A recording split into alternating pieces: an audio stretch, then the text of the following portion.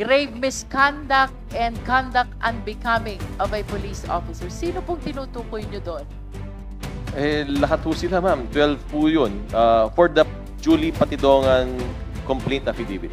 But you are referring only to pending cases. The current case being heard with the NAPOLCOM related to the Sabong case. Yes. The So, yun yung kasong nakafile sa kanila. Grave misconduct and conduct unbecoming. But this administrative cases are not yet resolved. Yes, Your Honor. Ilang araw pinag-usapan sa dyaryo to. Oh. Tapos bigla nawala. Kung pinag-usapan na yung isa pang mamaya nawala na. Oh, kung hindi namin inopen ito ngayon, itong issue ng Mingin sa Bongeros, mawawala na eh. Totoo lang, mawawala na. So I would like to find out from the Department of Justice, ano na ang inyong ginagawa so far in relation to the missing sa Bongeros? So far.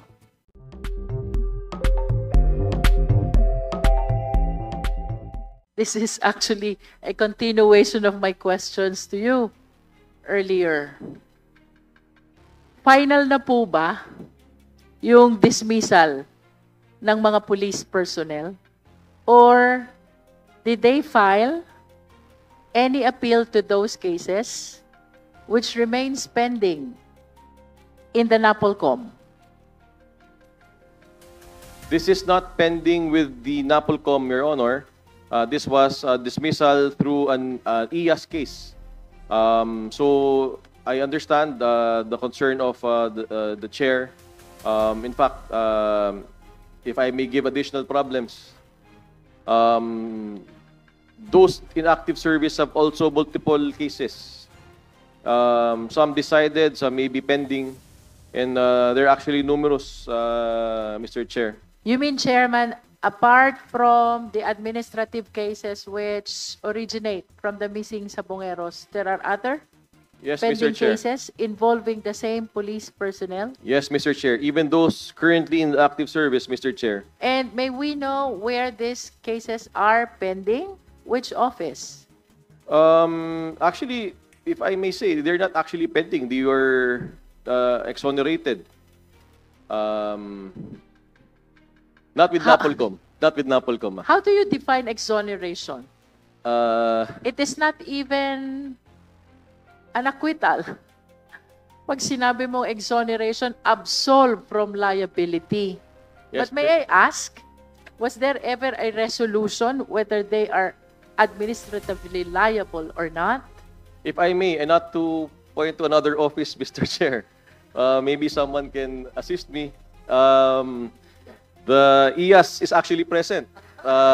Mukhang These cases were nagpapasahan yung PNP at saka not Mr. NAPOLCOM. No, Mr. Chair, because these are not our cases. To be very candid, I'm very happy because all of the law enforcement agencies are sharing information. This is the apprehension that I am trying to raise earlier in the Committee on Public Order and Safety. The more avenues that we have, I think the more confusing it is for the public to understand. And while the information that we're trying to impart to the public is that NAPOLCOM ang pulis ng pulis. This is one sensational case where you are being asked, and yet it was IAS who actually resolved the cases of dismissal. That is referring to the people from PNP who were named in the issues of missing Sabongero. Yes, Mr. Chair. Balikan po natin yung PNP, IAS. Yes, Your Honor. Based on the records of the Internal Affairs Service, there were policemen who were named in the Mrs. Sabongeros who had previous administrative cases filed before the IAS. Ano pong status na nun, yung previous Based administrative on the cases? records, Your Honor, these cases were filed circa 2022, 2021, before my assumption. In our records, they were exonerated. Now, the term exoneration actually refers to administrative cases. Not an acquittal, because an acquittal more or I less understand. refer to a So, criminal case. exoneration is equivalent to acquittal in administrative Yes, cases. yes, Your Honor. Yes, Your Okay. Honor. That would be the equivalent. And that's only on the basis of the record check of these policemen who were implicated in the missing Sabongeros. So right now, Your Honor, insofar as what our Vice Chair and Executive Officer and our NAPOLCOM boss, Attorney Calinis, had mentioned, the 6 were dismissed on the level of the Internal Affairs Service. If I recall correctly, Your Honor, but our DPRM, our Directorate for Personnel and Records Management, would be able to answer clearer. As far as the PNP is concerned, I understand that administratively there's already been a dismissal. On whether this has been appealed, I am not aware. We are not privy anymore, Your Honor, because we only act at our level up to the point of the Chief PNP. So, But, may we know, sir, who is the office or which office is aware whether this police personnel appealed their dismissal from Well, the service? on the part of the Philippine National Police, Your Honor, it would be the DPRM, the Directorate for Personnel and Records Management.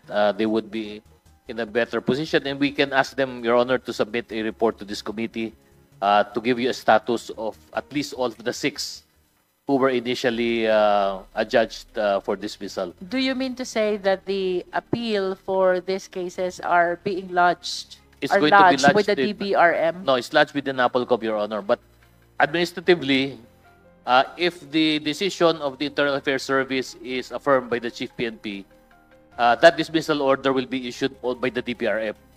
So they would know at that level whether this dismissal has been effected at the administrative level for the Chief PNP. And then beyond that, the individual respondents have the ability to appeal.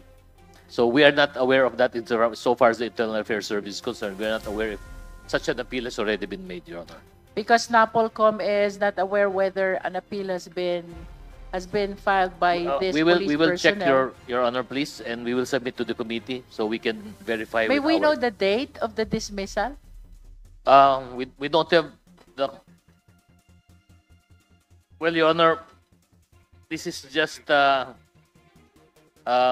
briefer, but all of them, the 6 named, the date of dismissal would have been March 15, 2023. And may we know as well the prescriptive period for filing an appeal? Under the rules of NAPOLCOM, I think it's 15 days, Your Honor. 15 From- days is from- very from- short.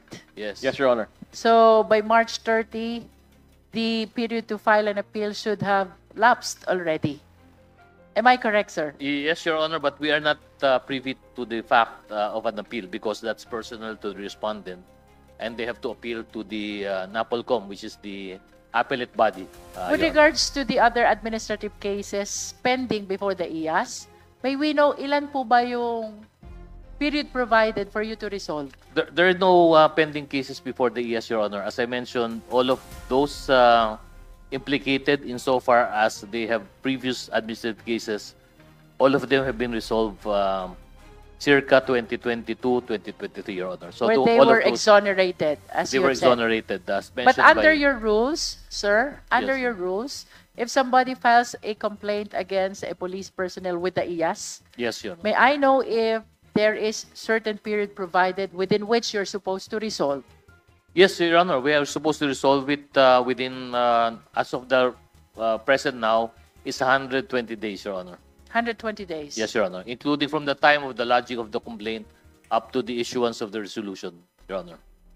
Sa NAPOLCOM ba, 120 days rin lang if it is under your original jurisdiction? No, ma'am. Actually, under the rules, it's all universal. Actually, if you really look at it, 90 days po dapat lahat eh. Pero yun nga po, since we recognize the need for swift justice, Your Honor, ang mando ho natin through our letter, instruction from the Vice Chairman, is that all cases must be 60 days. So ngayon po, nagpupumilit po kami na lahat po ng kaso na bagong lodge po sa amin, tapusin po natin ng 60 days. Kasama po yung uubos ng backlog po, Mr. Chair. Precisely because we are seeing this problem na rogue cops still remain to be rogue cops, that is very dangerous. Yung pong speed of disposing cases works for both the complainant and the respondent. Yung pong complainant, kung tunay po na tama po yung final niya complaint, madidismiss po yung mga pulis kaagad. And of course, a cop which has a rogue cop with uniform is dangerous. Kung inosente naman po yung pulis, ma-absuelto po siya. At hindi na po niya kailangan isipin na meron po siyang kaso na pending na 1, 2, 10, 20, 25 years. So, swiftness po is essential po, Your Honor. Kanina po, Mr. Chair, the NAPOLCOM reported that there are about 10,000 to 12,000 backlog.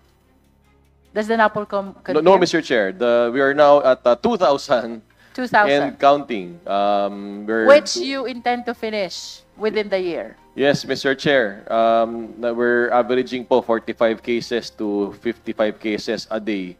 Trying to resolve cases po, Your Honor.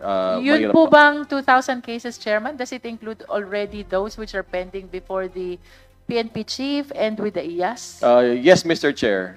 Pero po, syempre, we are not in a static environment. That number is changing because we are also doing motu proprio investigations and other people do file cases with us. Lalo na po ngayon na medyo miski pa paano, kahit po wala pong awareness po yung NAPOLCOM, nagkakaroon po ng konti. So may mga pumapasok na rin po na iba pa pong kaso, Mr. Chair. But like I mentioned, we have an awareness problem in the National Police Commission. The ordinary person, the magtatako, the tindera, the housewife, does not know what NAPOLCOM is, na siya po ang pulis ng pulis. Siya po talaga ang pinaka-pulis ng pulis. Siguro po with the help of the committee, with the help of the House of Representatives, you can also assist us also in conducting our investigations. Taling-taliho rin ho kami. Candidly, wala rin ho kaming CIF.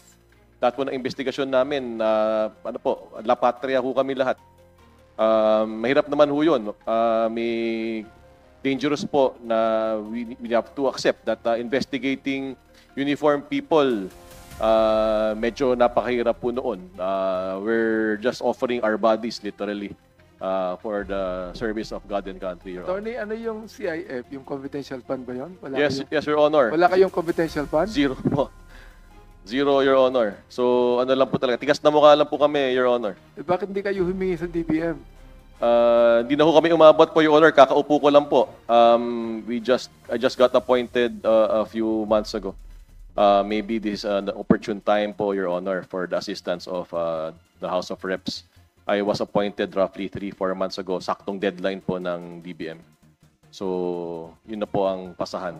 Pasensya na, hindi budget hearing to. Pero, O nga po eh. Pasensya na po. Budget hearing siguro, ano natin, Congressman Jinky, no? Ha? Pero anyway, ganito, no? Before Congressman Sia would like to ask questions too. Pero quite confusing ito eh.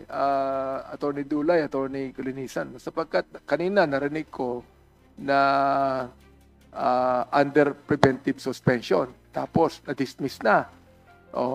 Tapos exonerated na. Gusto kong malaman sinong na-exonerate? 12 ba ang na-exonerate? Ilan ang dismiss? Ibig sabihin nung na-dismiss, they're no longer in active service, di ba?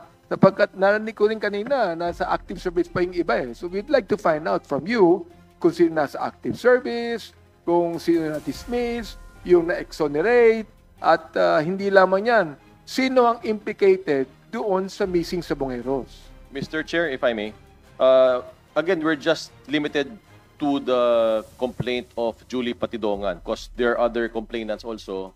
Meron din po kaming motu proprio. So meron pa po kaming ongoing investigations. So we're just talking about the Julie Patidongan complaint. Yung pong 12 of the 18, all 12 who are still in active service, we have ordered, National Police Commission and Bank has ordered the preventive suspension of these 12. So that is Malinaw, Orapa, Almedilla, Cabillan, De La Cruz, Encarnacion, Manrique, Abari, Andes, Muñoz, Martin, and Fulgencio. The other 6, we don't have jurisdiction because they have already been dismissed from the police service. Separated na po. Kung wala na po sa police service, wala na kong jurisdiction ng NAPOLCOM. Hindi kasama yung 12? Yung pong 12 po, pending po among yung... the 18, yan 12 yan, under preventive suspension pa. Yes, Your Honor. So And yung iba, dismiss na. dismissed na po. Okay. For other cases po, not sabong related, Your Honor. Ilan yung exonerated? Iba pa po yun, Your Honor. Yung po yung mga active. Yung po sa 12 na to, na naka-preventive suspension, marami po sa kanila ang merong exoneration. I'm absolving IG Teka, Dulay. It's not ang- this ang pi- Attorney, previous cases. Ang pinag-uusapan natin yung implicated doon sa missing sa Bungeros. Yes. Tama So po. we'd like to find out how many policemen were actually implicated doon sa missing sa Bungeros na sinabi ni Patidungan. I'm not privy to that statement of Patidongan. I think si Vice Chair Kalinisan would have the number, Your Honor, because Patidongan filed the complaint before NAPOLCOM, Mr. Chair. Before Napolcom. Before NAPOLCOM. Mr. So Chair. please, Antonio Kalinisan, ano pong sabi niyo? Opo. To simplify po, sa Patidongan, sa Julie Patidongan complaint affidavit, he implicated 18, 12 of which are still in active service, and these 12 now have been formally charged with the NAPOLCOM, and they are now under preventive suspension. Doon po- Preventive suspension because they were implicated. Yes, Your Honor. The charge of guilt is strong, and they might get to interfere with the integrity of the investigation. That's why the National Police Commission ordered the preventive suspension of these 12, Your Honor. Teka muna, linawin natin, no? So they were given preventive suspension because they were implicated sa missing sa Bungeros. Yes, Your Honor. And that was the complaint filed by the whistleblower. Julie Totoy Patidongan, Your Honor. Yes, sir. Okay. Now, you told us kanina there are other complainants. Who are the other complainants? The brother of Julie Patidongan, Your Honor, Elakim T. Patidongan, he actually sued 3 more people, if I may name them. Go ahead. Police Brigadier General Romeo J. Macapas, Police Lieutenant Colonel Rosel D. Encarnacion, and Police Captain Jarius Vincent Consina, Your Honor. So, sino po sila? They are the complainants? What? Di po, sila po yung respondents po dun Sila sa yung complaint. respondent. Opo, sa Okay. complaint filed by... Meron pa nag-complain na mga kaanak ng biktima? Yes, Your Honor. Kasama po dun sa Julie Patidongan complaint, sir. They are witnesses, corroborating witnesses po dun sa complaint po ni Julie Patidongan alias Totoy, Your Honor. Narinig ko din sa ibang mga media releases that some of those policemen implicated ay kasama din doon sa tinatawag nating war on drugs. Were they? From our, not to jump the gun, Your Honor, it appears so. How many of them? Sapagkat mayroon ako nalaman na may dalawa that are actually mentioned to have been involved in the reward system on the war on drugs.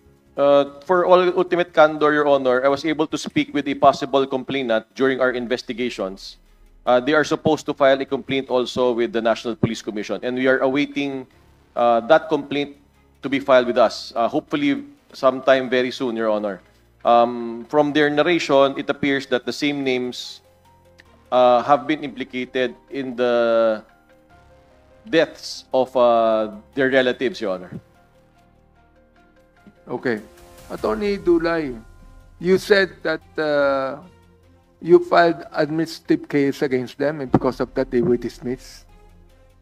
Your Honor, the cases were handled by the Internal Affairs Service. These are non-motu proprio cases, meaning it arose from a complaint. This happened around circa 2020 or 2021, Your Honor, Mr. Chair. Before the missing sa Bungero. Long before the missing sa Yeah. Bungeros. So, I think the message that's being sent, Mr. Chair, is that those policemen who were implicated in the Julie Patidongan affidavit had a record of administrative cases prior to the missing sa Bungero case. And insofar as the records are concerned, they were resolved and they were exonerated of those administrative cases, Your Honor, Mr. Chair. The mandate given to the the ES is not only to file administrative cases, but also criminal charges. Am I right? It's part of the mandate by the law, Mr. Chair.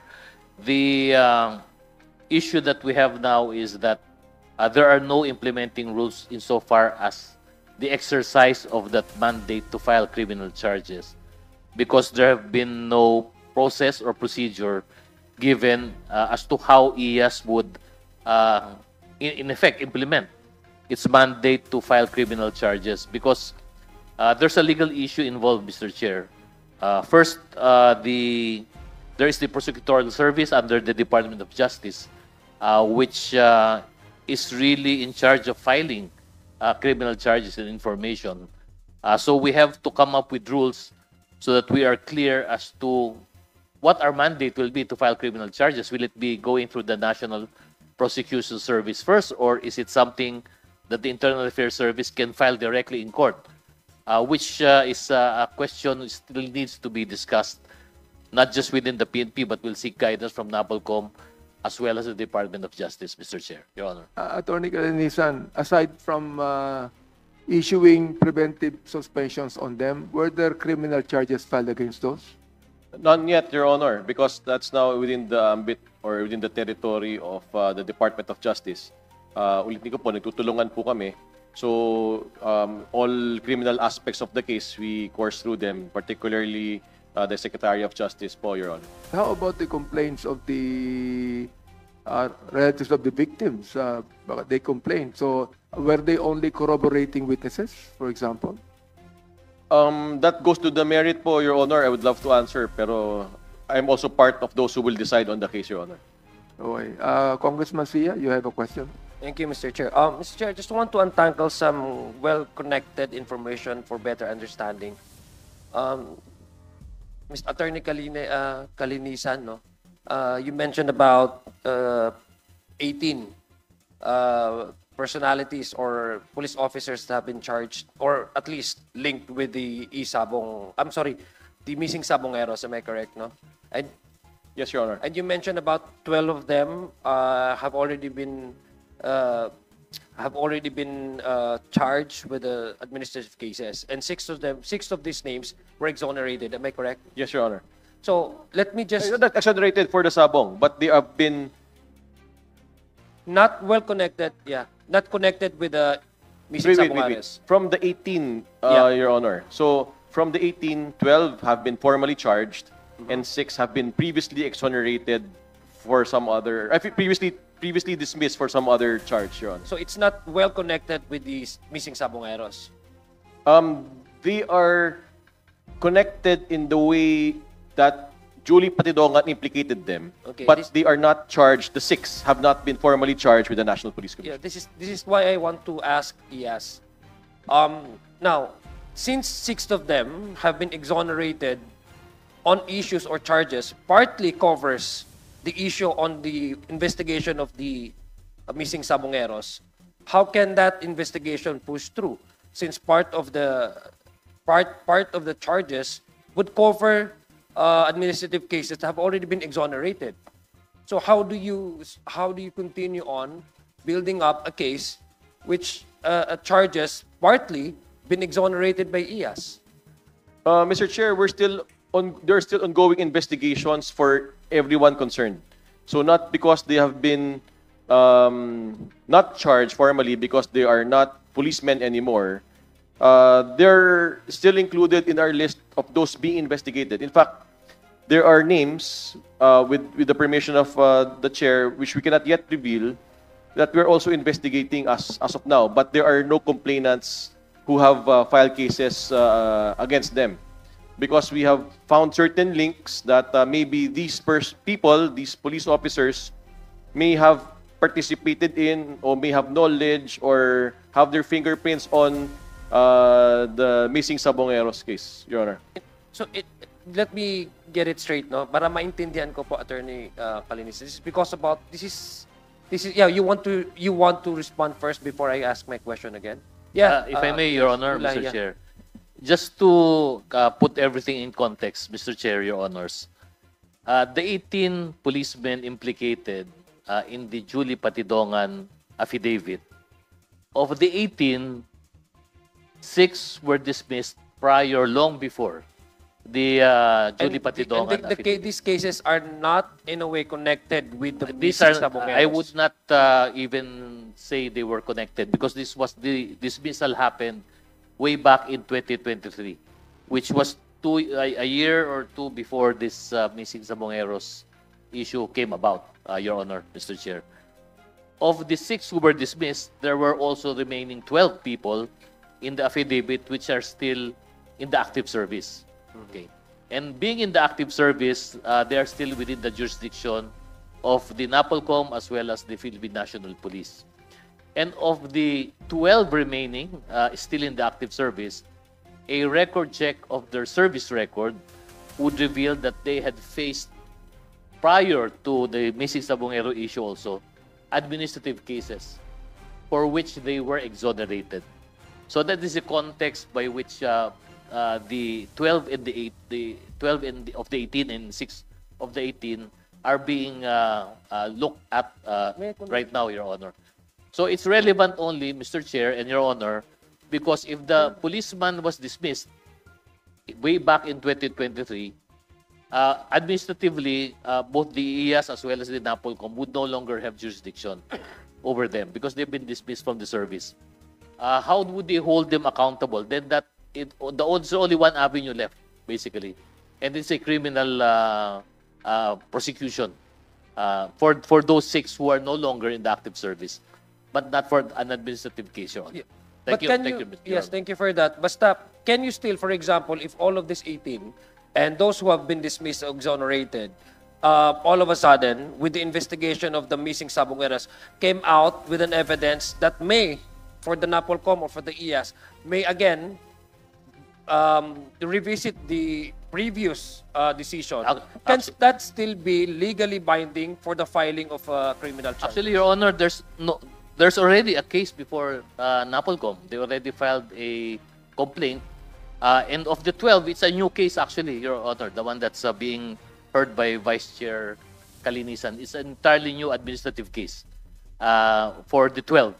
Because insofar as the 6 are concerned, we no longer have jurisdiction over them. They're dismissed from the service. But for the 12, it's a new case actually. It's a new case for the 12 policemen based on the affidavit of the new whistleblower, Julie Patidongan. Thank you, Mr. Chair. Yes, Congressman Jinky, would you like to interject? Do you have a question before I continue? As for clarity, Chairman Kalinisan, out of 12, Yes, ma'am. which has pending cases with the NAPOLCOM in relation to the missing Sabongeros, tama po ba? Yes. Yes, May Mr. I Your Honor, Chair. know kung mayroon na pong na-dismiss, and if so, ilan po ang na-dismiss na? Wala pa po, ma'am. These are current I see. cases with not yet 60 Alright. days have it lapsed. Your Honor. So it's clear now. Yes. Yung na-dismiss na unang 6, it has no relation at all with respect to the missing Sabongeros. And the 12 remaining, their cases are still pending with the NAPOLCOM. Yes, Your Honor. No one out of the 18 personnel named by Patidongan have been dismissed. None yet, Your Honor. None yet. Okay. So, would you like to continue first? I have a few questions. okay, The last question lang. Oh, Kanino go may ahead, go ahead. sinasabi ka, Chairman Kalinisan? Grave misconduct and conduct unbecoming of a police officer. Sino pong tinutukoy nyo doon? Lahat po sila, ma'am. 12 po yun. For the Julie Patidongan complaint affidavit. But you are referring only to pending cases. The current case being heard with the NAPOLCOM related to the Sabong case. Yes. The So, yun yung kasong nakafile sa kanila. Grave misconduct and conduct unbecoming. But this administrative cases are not yet resolved. Yes, Your Honor. Okay, thank you. Mr. Chair, yeah, may I Bago si Congressman Sia, gusto ko lang maging malino to. Kasi iba yung sinasabi ng pahayagan eh. Di ba? I mean, we would like to make it clear sa committee ko, no? sapagkat taong bayan nakikinig dito, Attorney Calinisan, pakilinaw nga kasi, okay, ibig sabihin, wala pang naipafile na anumang criminal charges sa complaint ni Perdongan. Wala pa. I think that's a better question to be answered by the DOJ. DOJ. DOJ. Yes, sir. Ngayon, bago gusto ko tinanong ng DOJ, no? Itong tanong ko, Attorney Dulay, no? Doon sa 18 ng mga pulis, okay? Ilan doon ang nasa jurisdiction nyo pa? 12. 12 only, Mr. Chair, Your Honors. Yung the rest, wala na. Wala na po sapagkat na-dismiss na po sila. Yan. noong Ibig 2020. sabihin, kahit sila ay na-dismiss administratively, wala nang jurisdiction kayo. Wala na po, Mr. Ibig Chair. sabihin, yung NAPOLCOM, wala rin jurisdiction, correct? Yes, sir. However, Mr. Chair, Yes. we are coordinating with the Department of Justice for Yun. case build-up as we speak. So, nagbibigay po tayo, nagpapalit po tayo ng impormasyon sa kanila. Your Honor. Before I wish to before interject, the Mr. Department of Justice answer, Can I siguro, meron Can I pa tanong finish siguro before you po siya. interject? One last point. Baka makalimutan ko. If the dismissal of the 6 out of 18 personnel is not yet final, or even if they still have pending appeal, does the IAS or the NAPOLCOM still have jurisdiction over them? First, ma'am, the cases have been resolved and they are final. So, wala na ho tayong pag-uusapan doon. But theoretically, assuming, kunwari, pending, kunwari lang po, meron pa pong tayong jurisdiction because there's a live I appeal. think you need to speak be of. clear. And what we must consider is the period for filing an appeal. Kung nag-lapse na ang period for filing an appeal, then that dismissal order becomes final. Final In na which po. case, both the IAS and the NAPOLCOM have no more jurisdiction. Correct, ma'am. Final na Thank po. So, in this case, the 6 have already been dismissed with finality, Your Honor. No basis for administrative case. Criminal case only. Tama po, Your Honor. Thank you. Go ahead. Yeah, thank you, Mr. Chair. DOJ, Mr. Chair, are we correct in our impression that this is still an ongoing investigation? As to the criminal aspect, wag muna tayong ano. Those Tungkol sa- mentioned, yes, officers. Mr. Chair, about dun sa kaso na Missing denied, Sabunger. a criminal case filed before the DOJ, as reported by the CIDG director kanina, there are 62 persons have been charged before the DOJ. At ang hindi ko man po hawak dito yung official document, I believe that the 18 police officers are included in the 62 Yeah, but has there persons. been an official charges filed? Yes, Your Honor. Ilang, And anong cases po yun? Ilan daw? kagaya po ng Gusto ko tanungin ng na-report ko aking kanina, kasama. Yeah. ito po yung mga kaso na hinahawakan ngayon ng DOJ. Violation of Republic Act 10353, an act defining and penalizing enforced or involuntary disappearance.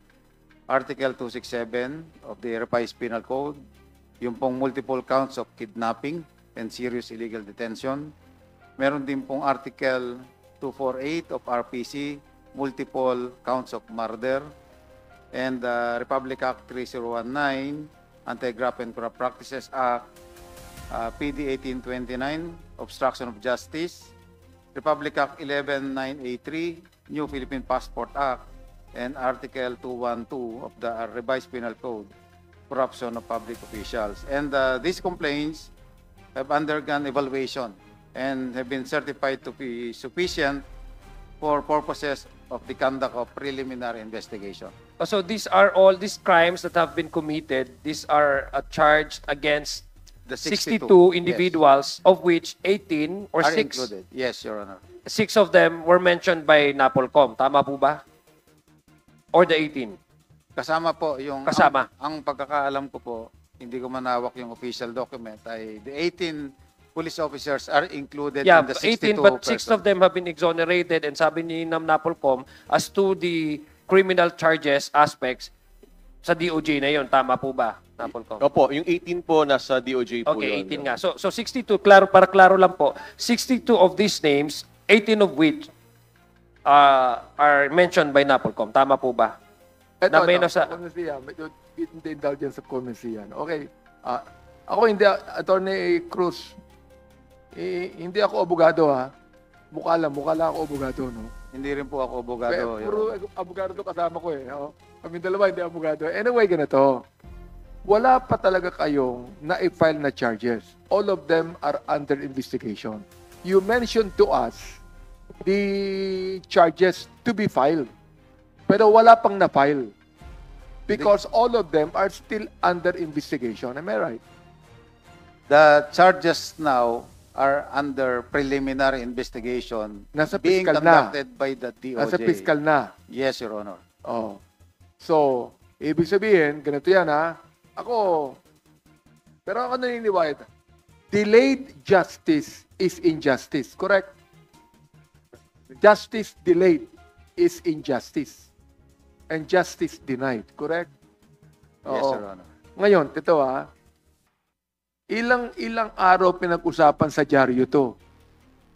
Oh. Tapos bigla nawala. Kung pinag-usapan na yung isa pang mamaya nawala na. Oh, kung hindi namin inopen ito ngayon, itong issue ng Mingin sa Bungeros, mawawala na eh. Totoo lang, mawawala na. So I would like to find out from the Department of Justice, ano na ang inyong ginagawa so far in relation to the missing sa Bungeros? So far. Kailan ito mapupunta sa korte? Base po sa record ng Department of Justice, ito po ay na-file ng CIDG noong August 1 of this year. Yo. Opo. And then there will be the DOJ will be conducting a 10-day evaluation process after receiving these charges. So ngayon po, the National Prosecution Service had submitted a certification about the evaluation that they had conducted, that the charges, the witnesses, the evidence are sufficient enough for the conduct of preliminary investigation. So after this preliminary investigation po, dito na po magagawa yung resolution by the DOJ to be filed before the court.